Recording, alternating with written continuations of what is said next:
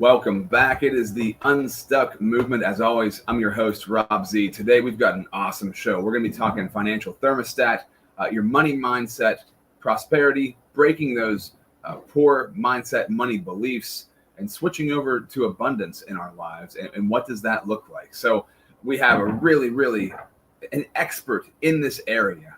Pericles Rellas is with us on the show. And Pericles, first of all, I love the name. Amazing name. So I don't think I've had a name that cool on the show before. But I want to dive in right off the bat talking about how money mirrors our relationship with ourselves, because I know this is true. I've seen it true in my life, and I think over time we can be unaware of the fact that our relationship with ourselves directly relates to our relationship with finances, and how does that play out in our lives? What is your response to that? Well, first of all, Rob, thanks for having me on. It's great to be here. And yeah, this is such a great way to start the conversation, is that money, our relationship to money is in fact a mirror of our relationship with ourselves and the world around us. And how that looks is oftentimes we go through life without ever considering what our relationship to money is. And if we kind of mirror that, we look at, well, I don't always look to see how I relate to myself. I don't look to be as self-aware as I would like to be. I treat money with disrespect, and I don't respect myself, or I don't respect people around me. I don't respect my significant other. And some people may think, well, I would never do that. And that's great. But there are a lot of people, if we really look at the way we treat money, do we treat the people around us? Do we treat ourselves the same way? In other words, we have certain expectations of them, and they can never fulfill that.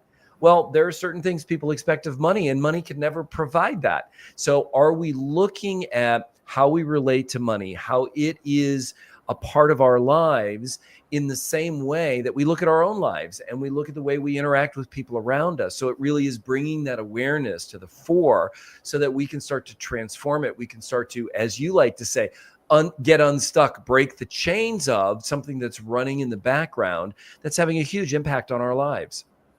Yeah, and when it's running in the background, you can't know things that are unknown. You got to bring it to light, bring it to the surface, be aware of it, and then you can start to change it. That's where the journey begins. And I'm curious about your journey of how this became what you do. And we're going to get into that later on in the episode. But before we even go any further, I just want to pause, welcome everybody to the platform. The Unstuck movement was created because I've been stuck at various points in my lives. Pericles, I'm sure you have also. We all experience places where we get jammed up and we look for that breakthrough. So I love to bring people on who have true testimonies of breakthrough to let you know it's possible for yourself. We're sponsored by the Connected Leaders Academy. Check out connectedleadersacademy.com, and also the Pro Podcaster Academy. So if you're somebody who wants to launch a podcast, all the nuts and bolts, all of the steps involved seem like too much for you, but you want to be the go-to authority in your space. You want to make a lasting impact on people's lives and also create incredible personal and professional connections. You should launch your podcast. If you already have one, how do you streamline it, make it easier to do, make it quicker to execute, and also monetize it? I would love to help you do that. You can join the Pro Podcaster Academy at robzwentz.com. For over 25 years, Pericles Rellas has helped tens of thousands of people reshape their relationship with money and themselves. His work empowers people to reset their financial thermostat, break free from limiting beliefs, and step into lasting joy, prosperity, and fulfillment. What exactly is a financial thermostat? Why should we know about it? Why is it important? It's exactly like a thermostat in our house. This is the easiest and most, I think, just simplest way to understand how a financial thermostat works. We've got a thermostat in our house. We set it at 72 degrees, and the thermostat doesn't think. The thermostat doesn't, cogitate on things. It just knows 72 degrees. That's what the room is set at. And if the room gets hotter, it turns on the AC, brings it back down to 72. If it's colder, turns on the heat, brings the room back up to 72. That's all it does. It keeps things in stasis. Our financial thermostat is exactly the same way. And it regulates how much money we can earn, how much money we can keep, as well as our thoughts, feelings, and emotions around money. So for people who are listening right now, if you're somebody who's always struggling to make more, I just can't break through this glass ceiling, I can't get to the next level, that's your financial thermostat at play.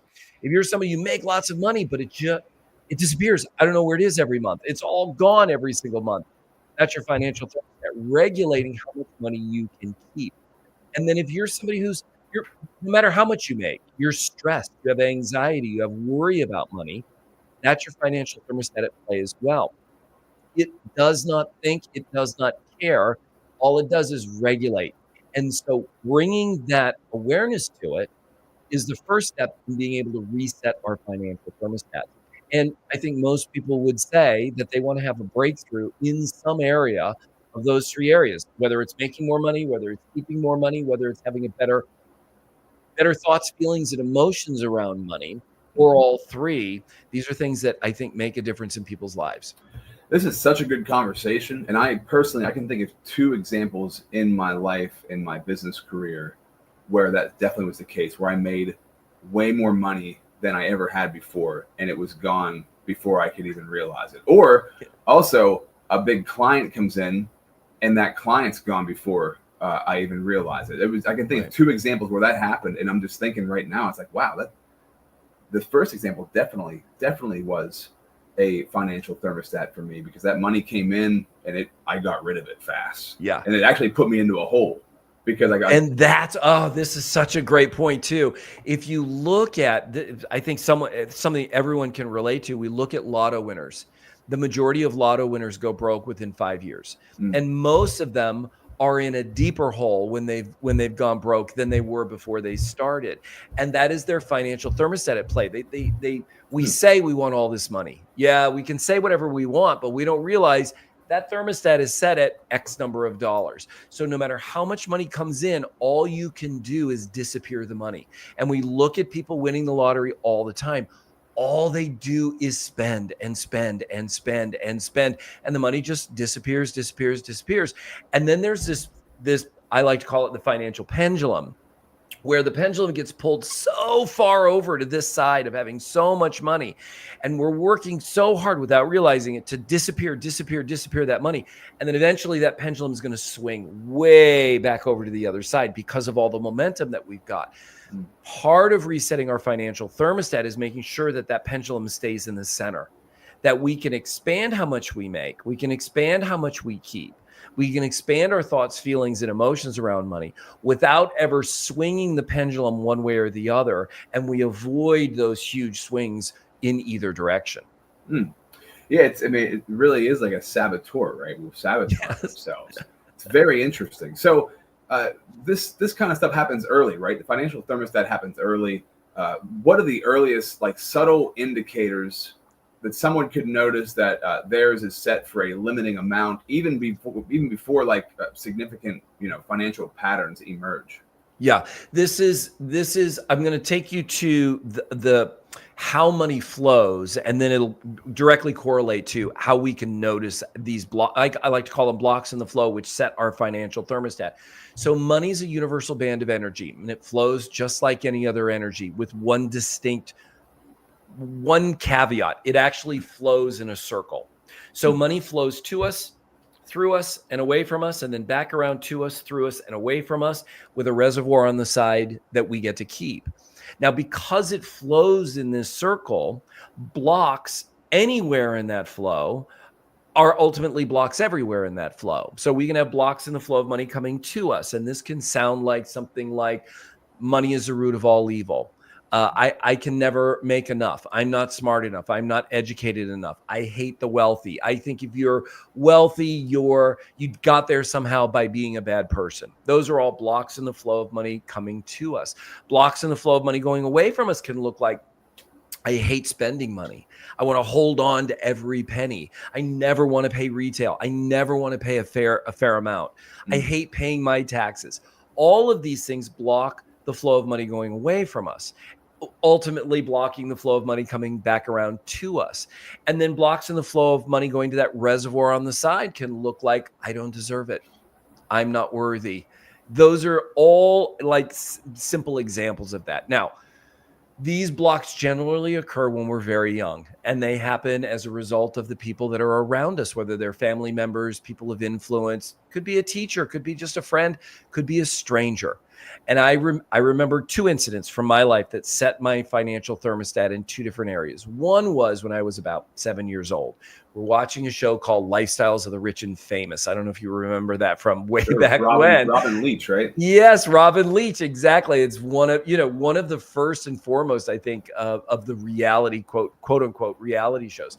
But there was this one particular episode about this very, very wealthy family, and in this particular case, about how broken this family was. Just how horrible and how it had broken apart as a result of having all this money. And after the show was over, I remember my mom saying, without any agenda, very casually, nonchalantly, I never want to have that kind of money. You lose your whole family.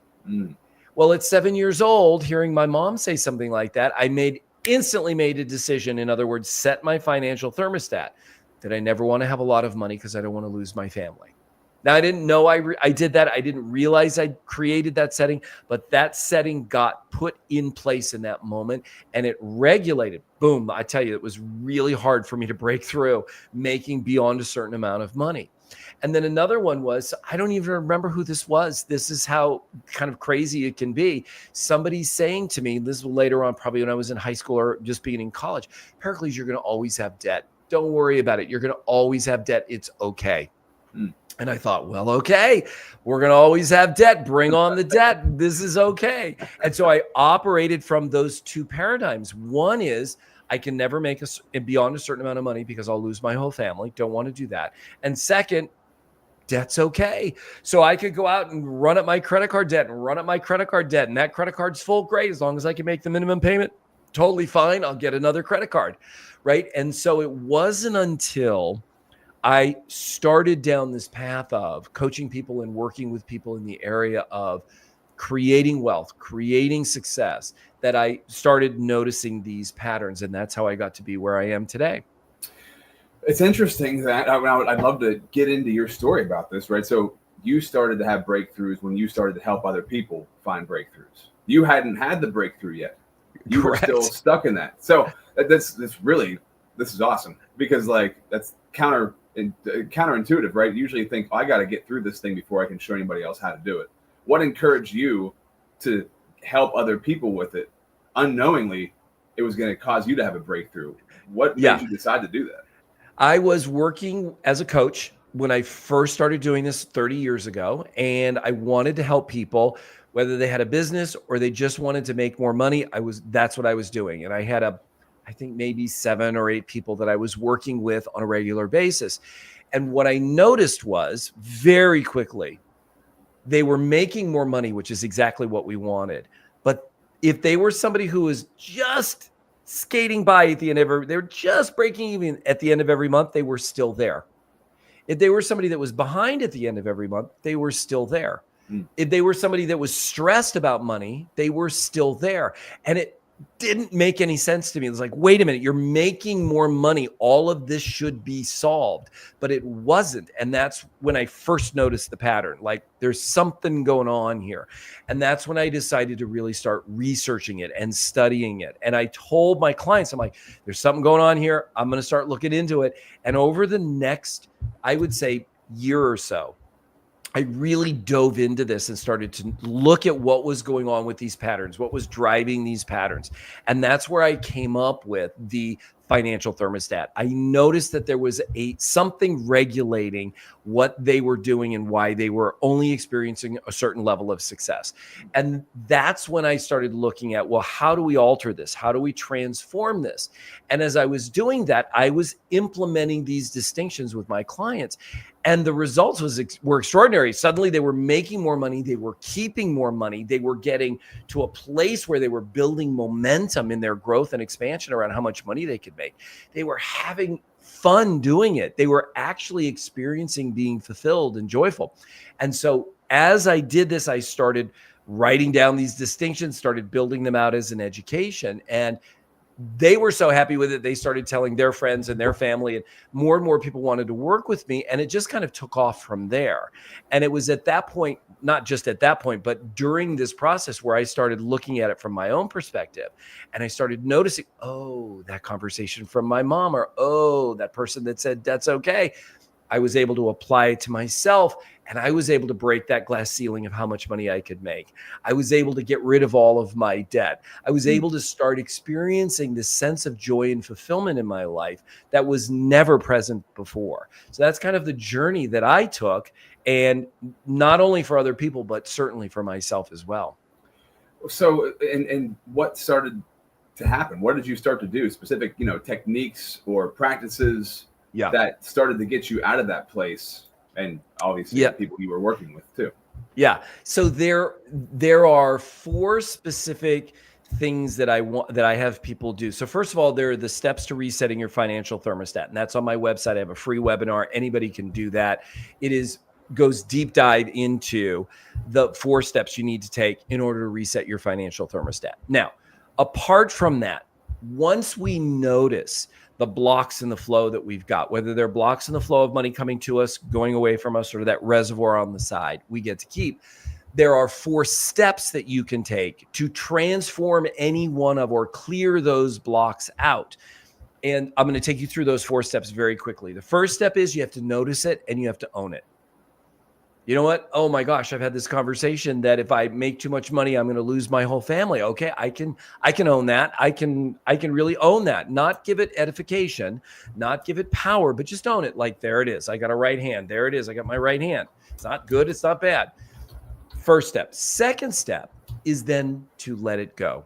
This is the hardest part for most people because it becomes part of our identity. It becomes it's been who we are for decades in many cases, right? So we have to let it go. And what that looks like is unique to each individual person and who you are. But for me, it looks like something like, okay, I can own that conversation.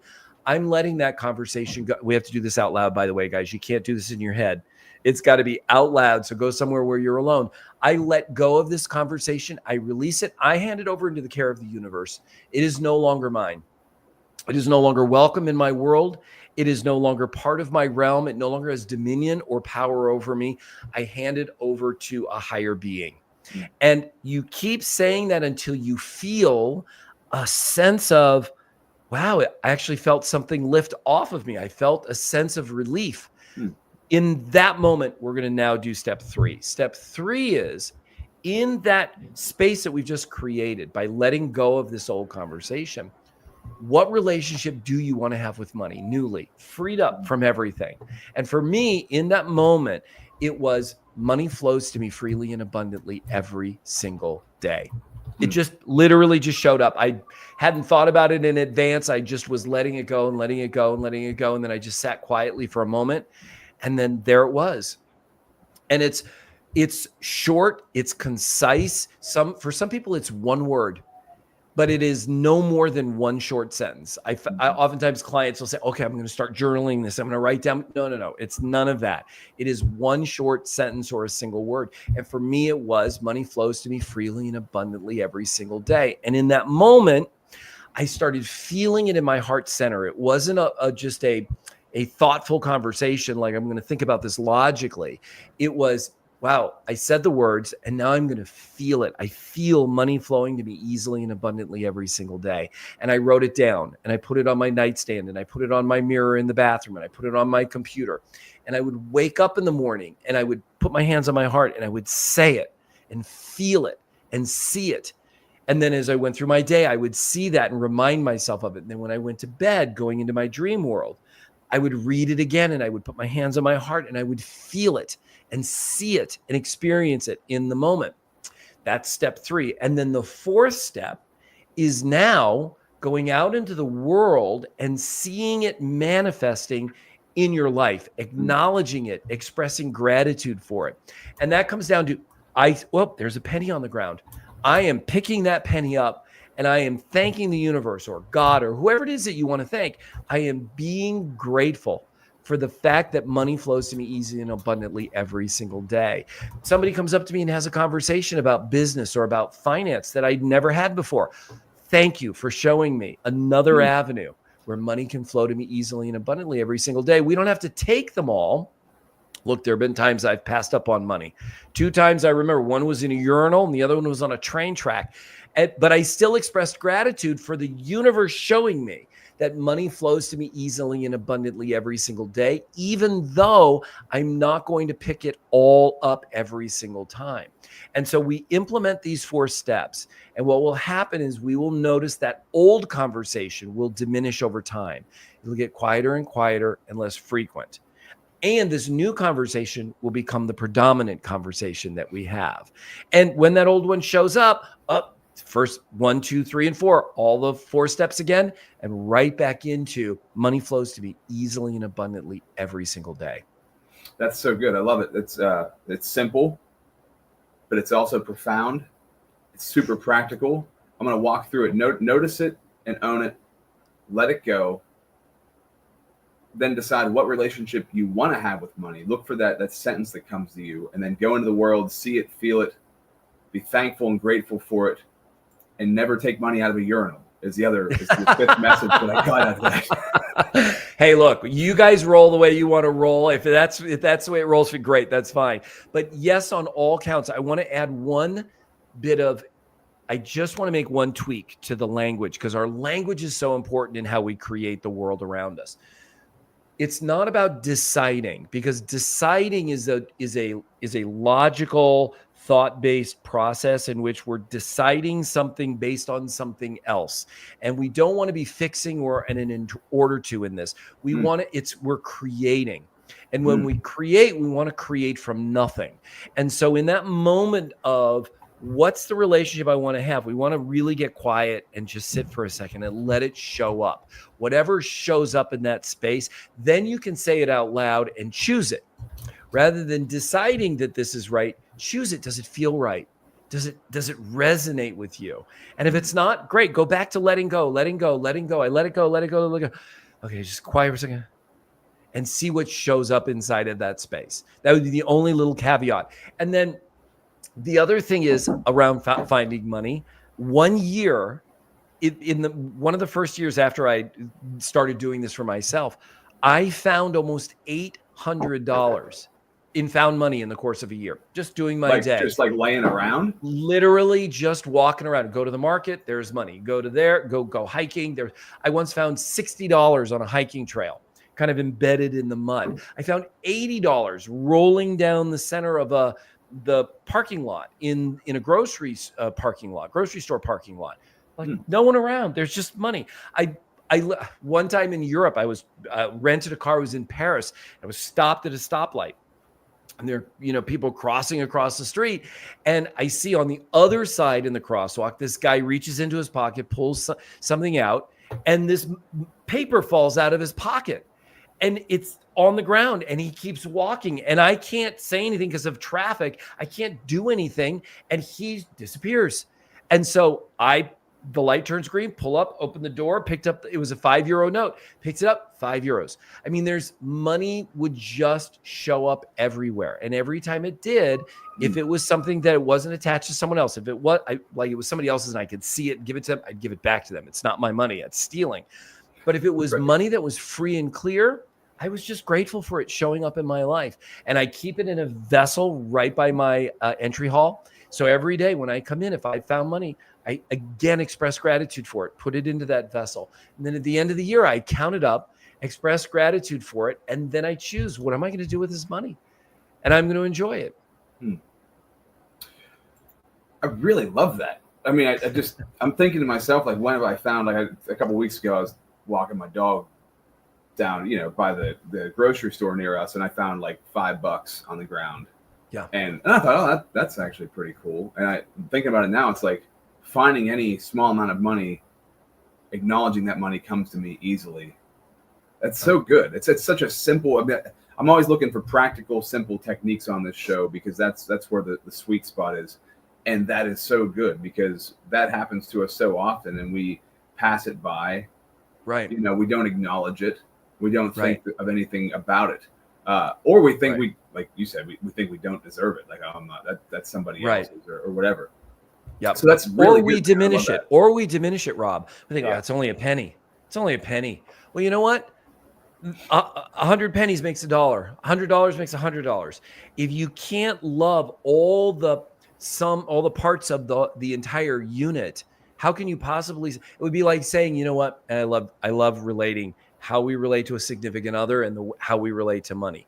If you were to say to your significant other, "Oh God, I hate their hands. Their hands are so gross. I don't want to. I don't want anything. But everything else I love." They'd be like, "What?" There would be so diminishing in that experience, in that relationship. And it's the same thing for money. If you can't love the penny, how can you say you're going to love the dollar? How can you say you're going to love the $100? Well, you may say it, but you really don't mean it because you don't love all the parts of it. You just love this one package. Well, it doesn't work that way. And so we want to express that gratitude every time money comes up. And from a universal conversation, the universe doesn't distinguish between $100 and a penny. The universe just knows, I want more money. Well, one penny is more than you had a second ago. And if you diminish that, you immediately shift your vibrational frequency from, I want more money, and money flows to me easily and abundantly, to, I don't want money. And it will black and white block that flow of money coming to you. As you're talking, I'm thinking of personal examples. I have a $19 check that was given to me. It was a rebate or something like that. And it's been sitting in my car for about a month because they put my name backwards. So I can't cash it without like going into the bank because my name's backwards on it. So the automatic thing won't recognize it. And I'm like, The other day I thought, this thing's been sitting here forever. I should just like get rid of it. It's $19. Now I'm thinking exactly differently. Now I'm the exact opposite. No, I can't get rid of that. I got to go cash it. I got to take the steps to walk into the bank to cash it, put it in my account. That's exactly fundamental, foundational, really good stuff. And that's that mirror that I was talking about earlier, where, okay, how much do we respect money and how much do we respect ourselves? And there's a nuance to this as well. Like when I was growing up, my mom, this was back before anything was digital, I remember my mom sitting in the kitchen table and she would spend hours balancing her checkbook. And I remember sitting down with her and saying, Mom, why are you here? So, well, it's off by a penny and I need to find the penny. And she would spend literally hours trying to find that penny. I am not advocating for that. I do not balance my checkbook to the penny. I balance my checkbook. I'm using checkbook, but I balance it online, right? I balance it to a place where I know it's accurate enough because my time is too valuable for me to spend 2 hours looking for a penny, right? I would rather spend that time talking to you or speaking with a client or reading a book or expanding myself in some way. While that penny is something I honor, it is not something I'm going to spend hours and hours and hours searching for. I know it's taken care of. I know everything is in balance. Now, if there's $100 missing, I'm looking for that. I want to make sure that we're in balance here. So there is a bit of an ebb and flow. So there may be someday, and going back to the relationship thing, your significant other wakes up, they don't look great. Well, I'm not going to say you look terrible, right? But I'm going to leave it alone because I know this is not their normal state. Maybe they're having a bad morning or a bad day or something. It's okay. I still love them exactly how they are and exactly how they aren't. I love that, Pericles. So good. So we got to pause real quick, shout out the sponsor of the show. And I want to talk about, when we come back regarding money, not necessarily providing happiness. Like it's not the end all be all, right? And so talking about money as a vehicle in this way and how you help guide clients to break apart their pursuit of financial goals and the expectation that those goals are going to bring these like intrinsic emotional states that we assume are going to like stay forever. How do you break those things apart? We'll talk about that in 1 minute. Are you struggling to make consistent, valuable content for yourself? Do you want to have an efficient and effective way to create content that attracts the people that you want to connect with in life, the people you want to build relationships with in business? Do you want to be the go-to authority at what you do, at what you're great at? Would it be helpful for you if you had a platform that connects you to incredible people in your industry? The kind of platform that gets you leads and lands you clients without you having to beat down anybody's door or blow up anybody's inbox. Whether you're already creating content or you're desiring to start and it's something that's been kind of burning inside of you for a while, I urge you and encourage you to check out the Pro Podcaster Academy. Get started right now. Join the waitlist at robzwentz.com. Hi, my name is Jose Escobar, and I'm the founder and CEO of the Connected Leaders Academy. We're a growing tribe, a community of entrepreneurs all over the world globally. If you're an entrepreneur and you're looking to grow personally and professionally, scale your influence, develop your skill sets, move the needle in your business, more clients, more money, more profit, the bottom line. And of course, grow your circle and your network like never before. Join the Connected Leaders Academy today. Check me out on Instagram and on Facebook, the @ JASCO25. We look forward to having you join us. Take care. Pericles, loving this conversation. Such a great Unstuck story. So much wisdom in here. And, you know, I think so often we don't find contentment in the present. We're always striving for growth. It's something that, you know, high achievers always suffer with. How do we break apart that pursuit of our financial goals and the expectation those goals are going to make us feel the way we want to feel? Yeah, I think we want to first shift from, because I don't think most people are pursuing something. They're driven by something. Mm-hmm. They're driven because I'm not happy right now. So I've got to get to this place in order to be happy. I'm not satisfied where I am right now. So I'm driven by something. And that's when we get on this hamster wheel that's very, very difficult to get off of. You know, I've worked with clients who've said, oh, you know what, if I just make $100,000 a year, that's my goal, I'll be happy. Well, they get to $100,000 a year and they're not happy. And they think, oh, you know what, it's probably 200,000. And now we've upped the number. Well, we're now fully on the hamster wheel because money cannot provide us with happiness. Money cannot provide us with joy. Money cannot provide us with a sense of security. That's the hardest one for people to really grasp. And I'm here to tell you, I've worked with billionaires on the Forbes list, and I've seen them dealing with things that are completely out of their control, and they have no sense of security. And by security, I don't mean like security guards around you in your house, but you look at all the wealthy people whose homes get broken into anyway, with all the security system. It does not provide us a sense of security. It will not provide you with joy and happiness. Mm-hmm. And when we get really clear about that, we can then start to look at, well, where does joy and happiness and security come from? It comes from here. It comes from within. Same thing with people who, and going back to the relationship scenario, if you think that you're going to find your sense of self, your sense of self-respect, your sense of joy and happiness and love with someone else coming into your life, it's not going to happen. They're not going to do that for you. You have to find that on your own. They may elevate your experience of joy and happiness, but if you don't have it yourself, you're not going to find it in someone else. And the same is true for money. Money is not anything. It's not good. It's not evil. It's not going to provide you with joy, happiness, security, or any of those things, but it will amplify who you are. Now, what I mean by that is if you're somebody who's already joyful, you're somebody who's already happy, you're somebody who's good, you do good in the world, the more money you make, the more it's going to amplify that. You're going to be happier. You're going to be more joy-filled. If you're somebody who's on the opposite side of that spectrum, you're somebody who does bad, you're somebody who's miserable, you're somebody who's unhappy, insecure, more money is going to just amplify that.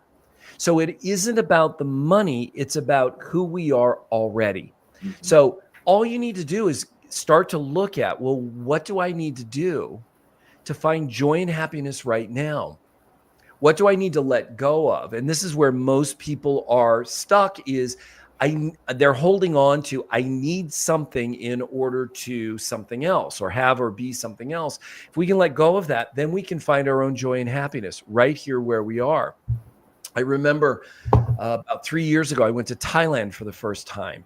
And what an extraordinary experience this was for me. You know, my in-law family lived there. And so I was meeting all sorts of, mother and father-in-law, and then cousins and uncles and aunts and extended family. But I was experiencing Thai people for the first time. And I remember walking around, oh my gosh, you can get food everywhere. They have, street food in Thailand is just everywhere. And I remember walking up to this family and they had a little cart that was makeshift cart. And they were cooking pork with sticky rice. And it was a husband and wife and their little baby, and mom was holding the baby. And I walked up and they were just beaming with joy and happiness. And I remember saying to them in my broken Thai, I'd like this and this. And they were so excited to be able to speak to me. And I gave them the money. And every day I went and saw them. And every day they were so fulfilled. They were so happy. And these are people that were probably making $5 a day, $10 a day. And I look at them and you could think, oh my gosh, these guys have everything they need in their life. And you know what? They do. And if you can get to that place with whatever you have right now, if you can get to that place, then manifesting more of what you want will become easier because you're already where you want to be. Look, we all say we want more money. We want more money to be happy. We want more money to be joyful. Well, what if you could be joyful and happy right now before the money ever shows up? Well, that's going to free you up. That's going to unstick you in your vernacular, right? The unstuck movement. You're going to get unstuck from, it's got to be this way, to, wow, I actually have it already. And then when the money does show up, and it will, you're going to have a whole different conversation around what you want to do with that money. Because you're not going to go buy expensive things so that you feel better about yourself or that other people think you're wealthy. But you won't care. You're actually happy. You're content. You're fulfilled right now. And you can then pursue other goals. I'm not saying don't want more money. Great, want more money, but don't be driven to get money for something it can't provide. You'll be excited. You'll be energized to be going after this goal that you've created because you've created it to have a game to play versus being driven to get somewhere in order to. Yes, so well said. And, as far as the pursuit of life, like oftentimes that is it, trying to come to that place of just peace with where you're at, contentment with where you're at right now, being joyful for where you're at right now. And you can, at least from my experience, right, you find it in periods, and then in periods it goes away, and it's like come on, where is that at? I need that back in my life. How do I get it back into my life? And I think that can sometimes recreate the chase for the things that you think are going to give that feeling to you, instead of letting go and finding that place from within you. How did you find that place within you? It seems like you walk around with that joy. What has really helped you to find that place in your life? There are I'm going to give one specific thing, and I think almost all the credit goes to Eckhart Tolle and The Power of Now. I was in a this is in 2017, late 2017. I was in a very, very dark place. Something extraordinarily traumatic had happened in my life. And I didn't know what I was going to do, and literally was just, I was living in Europe. I returned to the United States. I was broken. And I was clear I needed to get through this grief. I needed to get through this grieving. I needed to get through everything I was dealing with. And I was struggling with what to do, and looking for that thing. And somebody had told me about Eckhart Tolle's book, The Power of Now. And so I got it and I read it. And it was extraordinary in its clarity of, if we let go of where suffering occurs. I don't know if this was in the book or not, but this is how I distinguish it now. Suffering occurs when we're in the present, struggling with something that's happened in the past. We're fighting with ghosts from the past, or we're in the present and we're thinking about, worrying about, stressed about something in the future that hasn't happened yet. We're never anywhere but in the present moment. That's the only place that life exists, is in the present moment, right now. When we suffer, it's because we're fighting with ghosts from the past, or we're fighting with things that haven't happened in the future. And so when we can let go of those two things, get unstuck from those two places, and fully immerse ourselves in the absolute present, there is nothing present but joy and happiness and fulfillment in that moment, because there's never anything else but now. No one has ever lived in the past. Show me one person who's living in the past. It doesn't. You're living right now in the present. The future doesn't exist because we're only ever in the present. When are you in the future? We're not. We're getting into a very deep conversation here, which I love to play with, but we're never anywhere but in the present. And if we can surrender to, I'm only right here, right now. What's my experience going to be like right now? That's when we can start to find joy and happiness. We can start to experience that sense of fulfillment. We can play games about I'm here right now. When I get here right now in a year, I want here right now to be, I have this amount of money, or I'm earning this amount of money, or I have this kind of relationship. But we're always ever right here in the present. And so when we do that, we can find that joy and happiness and fulfillment. I hope I answered your question. I kind of went off on a tangent there. No, that's it, man. Right? I mean, that's the constant game, the constant wave we ride in our minds. The past, the future, the resistance, the anxiety, right? It's like this juggling act, letting it go and just being right here. And that's a whole nother conversation. That's a whole nother episode, just discussing that whole area. But really good stuff, man. So we got to come to the end of this one. Pericles, I love, this is such a important topic. And the thing I'm always looking for is simplicity, because that's the best stuff is simple. I mean, it's just kind of how it is. So looking for like, okay, what we're talking about today is not necessarily easy, but it is simple. It takes practice, it takes work, it takes intention, but it is simple and possible for all of us. I thank you for sharing this today. I want to encourage people to check out what you're doing. I'm going to go take this masterclass. I want to do it. Free masterclass, 4 keys for resetting your financial thermostat, at your website, periclesrellas.com. If you're watching or listening right now, you can also find the link for this in the bio for the episode. Talk a little bit about that masterclass. Well, it is all about everything's about discipline. Everything's about practice. And when we can start to uncover certain things that we can do, like being in the present moment, it requires thought. It requires practice. It requires discipline. And the same thing with these 4 keys. The 4 keys are all about, well, I want to reset my financial thermostat. I want to make more money. I want to have a better experience around money. Well, how do I do that? I take you through step by step what it is you need to do, what it is you need to look at, the specific steps and actions to take that will get you that place where you can reset your financial thermostat. And then it's a matter of continuing to implement it. So it would be like saying, oh, I'm going to go to the gym once and I'm in great shape and I never have to worry about what I eat or working out again in my life. No, we have to ongoingly expand who we are. We're either expanding or we're contracting. So whatever area you're committed to, you're either expanding or you're contracting. Now, for some areas you don't care. That's fine. I don't care about certain things in my life. I'm not going to worry about it. So I just leave it alone. But the areas that I really am committed to, I'm going to put the work in.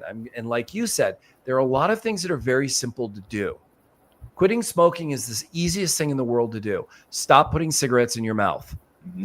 But then it's the most difficult thing to do because it's an addiction and there's all this psychological and physiological things that are going on around it. So it is challenging, right? And so it requires practice. It requires dedication. So do the masterclass. And when you do the masterclass, then write down notes and start implementing it in your life right away. And you will see over time a shift. You will see a difference because you will have reset your financial thermostat. It's got to be a real thing you need in your life. Like, this is something I'm choosing to do. I'm setting my intention on getting this. This is going to happen for me. And correct.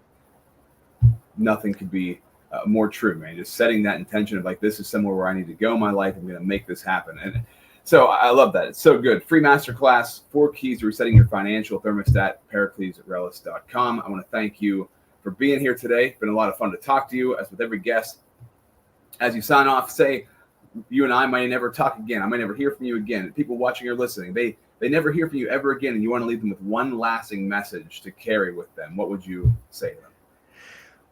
We are the thoughts we think, the words we speak, and the actions that we take. That's the world that we create, the world we get to live in. Choose the thoughts you focus on, choose the words you choose to speak, and choose the actions that you would like to take, and have them be consistent with the world that you want and the life that you want to live in. Everything else will get sorted out inside of that. Thoughts we think, the words we speak, the actions we take. Fantastic. I love that. The key to getting unstuck. Another true testimony of breakthrough from Pericles Rellas here on the show today. Until next time, this is the Unstuck Movement.